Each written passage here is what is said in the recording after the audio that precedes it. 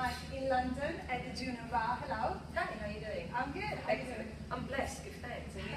I'm very well. Extremely honoured to have you today for Empire Radio magazine. So thank you so much. Thank you. Let's start talking about your beginning, really, because poetry and spoken word are your real first love, and somehow, somewhere, music came after in the name of the duo FLOACIST. Is that correct? Yeah, if you're talking about recorded music that goes out, yes, definitely. But I was in a girl group growing up as well. I was singing four-piece. Destiny Child stole our idea. That's a joke.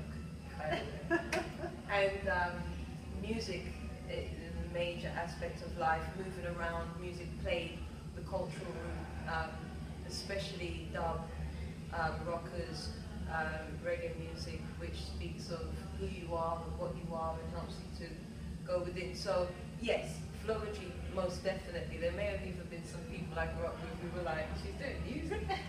I'm a performance artist and a poet and a writer first. So the music really was ordained onto me. It wasn't something, but I like that. I like that I wasn't trying to do music. I really appreciate and feel very honored by the baptism that was given to me with music. You know, I was studying the spoken word, the power of the spoken word, the power of the melodic voice, the percussive voice, and all of these different things. And that led me to music, and even then it was through open mic, live performance. You know, I didn't get into the whole industry part of it for quite a while, and I give thanks for that. But, well, as FLOACIST, you had an amazing success. Oh, absolutely. Let's give some numbers. You were formed in 1999. Yeah.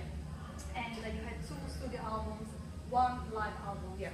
And you sold, and you're still selling something like 2 million. Yeah, thanks. This is a really lovely, and it was the introduction of a genre. So floetic is the phonetics, floicism is the movement, flowology is the mindset.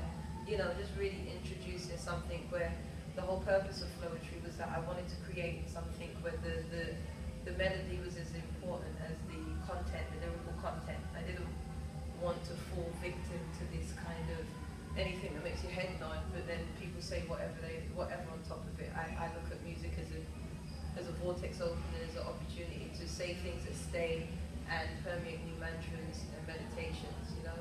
And you created a new movement, but the world was ready for you because the success has been immediate. Yeah, those things are always a matter of timing, they're always alignment, you know, so I give thanks that vortex opened for me and that I was chosen to walk through it.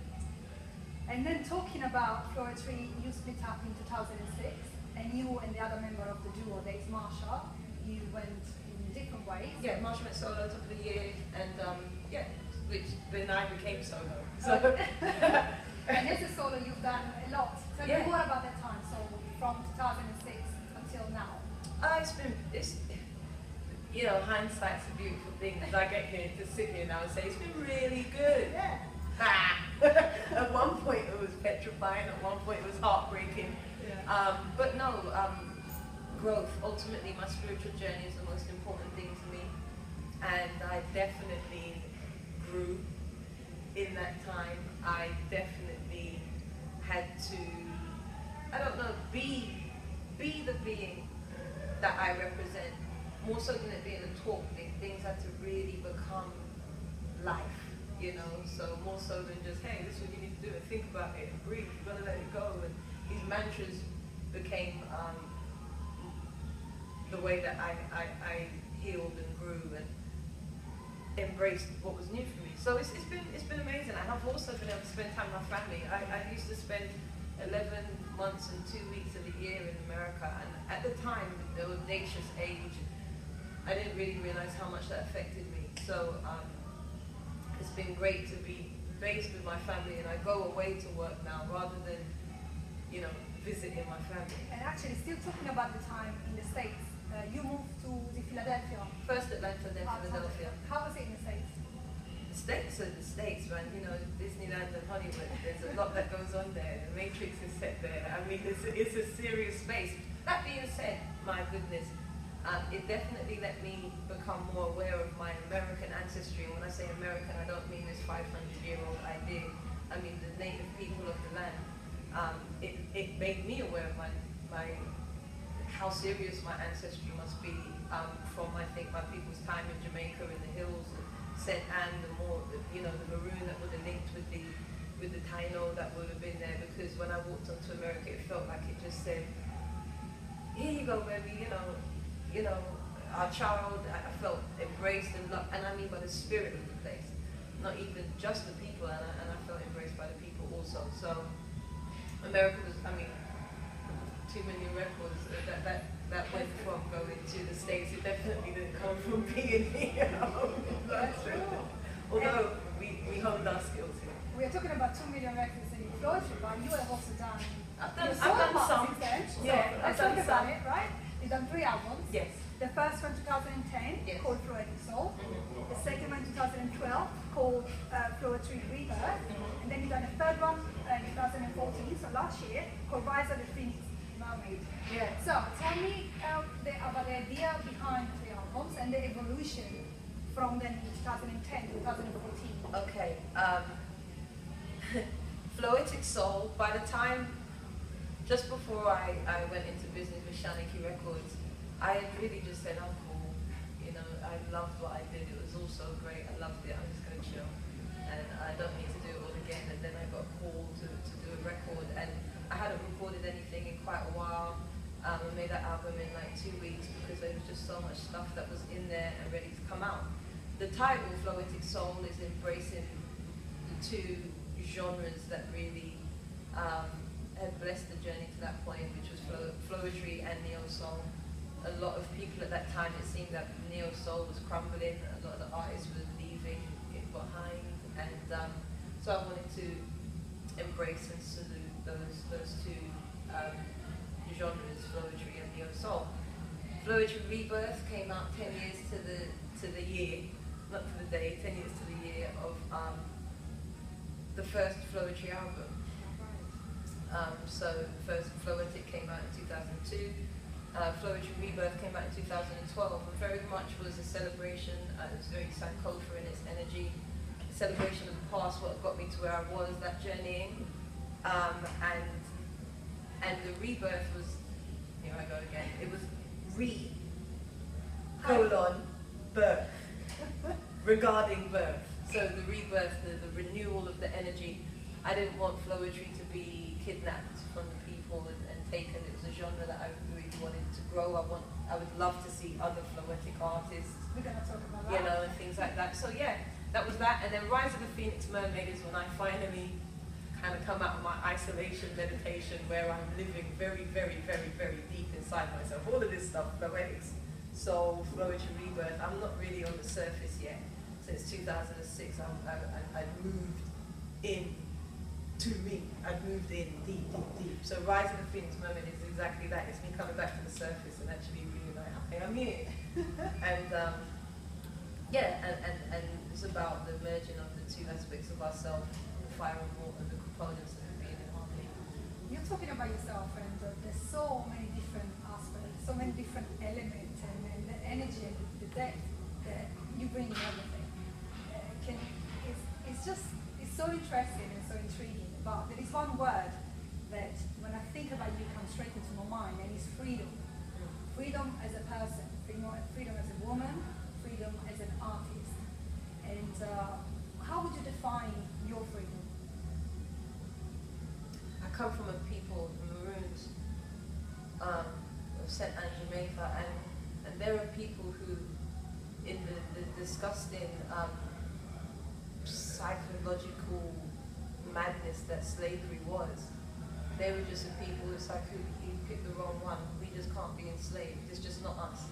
So we're just going to go up into the hills and do our own thing, because obviously you've taken us from home. We're in this foreign place and you can't just swim.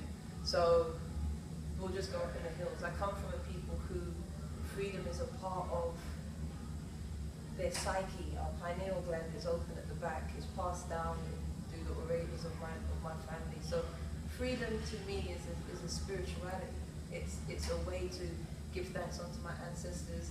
It's a way to embrace the line, the personal line that results in myself and my family, so on and so forth. So operating in freedom, I think, is a personal responsibility. Discipline is freedom. So that's what it means. Every day, just remembering that one is free is very important. You did mention the importance for you to maintain and to develop the poetic vibes through other artists. And I know you created your own company. Tell me more about this project. Well, actually, I assisted my ex-husband in creating a production house for himself, his father, and his uncle, who his uncle and his father, great musicians. So that was like my middle record, my middle solo album. I created in that production house. But I mentor and work with people and talk and build with people as much as possible. I find myself, as always, in the performing arts school, I did performing arts, I did theatre. So I find myself more, I suppose, connected to performers and to speakers, poets all day. I don't, when I go back to my old school, Brits Performing Arts School, to kind of teach, I never end up in the music room. It's quite interesting. And it never occurs to me to go to the music wing. I always go to the theatre wing. That's why I go to theatre in English. That's my background. But yeah, definitely enjoying seeing more FLOACIST artists. Definitely enjoying hearing people. I'm a comedian and I'm a poet. You know, I love that. I love that people are embracing that. I'm a personal trainer and I'm a poet. You know, I love that, and I feel a part of it. Even where we are today at Flow, this is all a part of the vortex opening and understanding and bowing down to what it is to be an orator, what it is to be a griot, what it is to be a part of that lineage, and always making room for that. Poetry has blessed my life immensely. You recently have performed in South London, Yeah, in the area of Croydon, and the gig was amazing. No, give thanks, give thanks. For people that haven't been blessed enough to be there, the feeling was really intimate. Yeah. It was like being family and friends It gathering was family. together. Everybody was Yeah. having a good time, Yeah. and everybody felt part Yeah. of it. You know, how special was that moment in South London? I've been thinking about that show for a couple of years, I'd say. A couple of years. That show would come to me in meditation all the time. And it would always be, I've got to do a show in Croydon, that's my end, it's where I grew up, it's where so much energy and essence is, you know, and I'm always doing these shows in town, in London, in deeper in, you know. So great to be able to go down to Alchemy, friends and family have a great spot down there, Alchemy in Croydon, and just set up my band, just the amazing people that they are, sound crew, the amazing people that they are, converted this space. It was a bit of a performance art project, which is all there. And family. I mean, I looked into the audience, it was like a high school reunion, and I had a bullpen of family over here, like so many of them. And I just wanted to share it, you know, we walk on the shoulders of those who come before us, and you never do anything alone. And there are people that sometimes you don't get to thank that are a part of you. They're a part of your journey, whether they know it or not. And everything in my soul, everything in my spirit, everything in all my meditations have been saying, you know, share with the people, let them understand that you represent them, and make sure that they know wherever you go, you take them with you. And that was the whole purpose of the show, was to share that this, you know, 7-time Grammy nominated, you know, platinum selling, conscientious, righteous energy and movement came from South London, you know, and came from the Windrushers, and came from that history. And that's just, I had to do that before I could get on with doing anything else. And that night was particularly special because you had on stage as well Marshall. The songstress was there, yeah, indeed. Yeah. How was having again the feeling of being together? Those songs, you know, they have a right to be sung.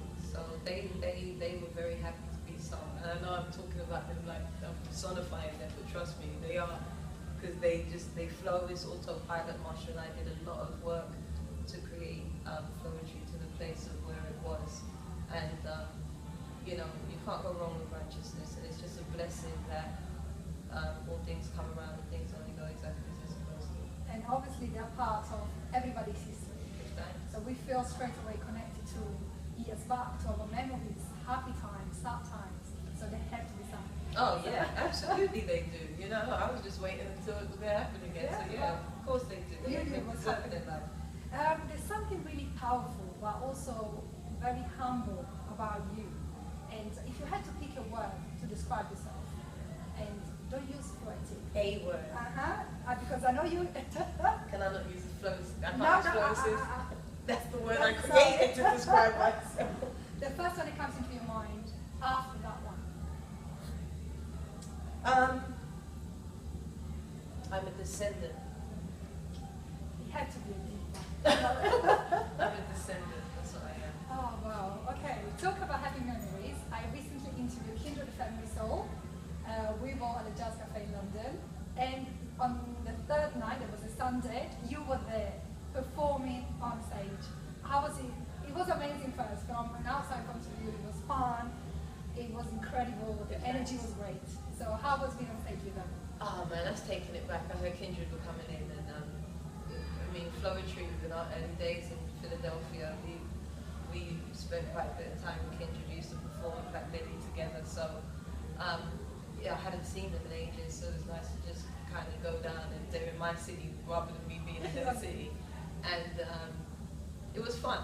I mean, they asked me to do something, I went down and I did something, and then they started to do reggae songs in their encore, and I can't have Kindred coming into London doing reggae, and you know what I mean? I'm sitting there like this, so I ended up going back and joining them again, but I had great fun. Yeah, it was really great fun. And we're going to have fun tonight. Yes. So you're about to perform, so I'm not going to keep you very long. Yeah, I'm about to host. Exactly. But my last question is about the future. So what's happening? The future is bright, the future is indigo. Well, I like to say don't expect, intend. And I intend to do whatever it is that my life journey allows me to and guides me to do. Lots of positive things, flowetry, FLOACIST, music, touring, albums, theatre, books, life, children. I mean, shoosh, can I have some now, please? Have I given enough of myself? But you know, life, man. I'm 35, I give thanks for that. I love being older. I've never understood why people don't like getting older. I wouldn't go back to trying to find myself. If you paid me, I'm happy to know who I am, and I'm happy to be a young, wise person. I'm at the beginning of wisdom, and I'm so happy to be in that space, you know? Well, and I'm so happy and grateful I had you tonight, but I'm going to ask you one more thing before we go. For Empire Radio Magazine, can you give us a little present? I know it's hard. Can you give us a little present? Yes, I can. This is me shuffling through all the lyrics in my head. Excuse me, I'm like this right now. Okay, if no one ever told you this, I'm telling you right now. You're so perfect and you're worth it. Mommy birthed you with a vow. You're so special. Know that you're gonna change the world, so you should do it. Don't just prove it. Be careful with your spells. Always use your mind. See, physical's a backup. So you should never be too proud when you have to use a smack up, because you're owed nothing but deserve everything.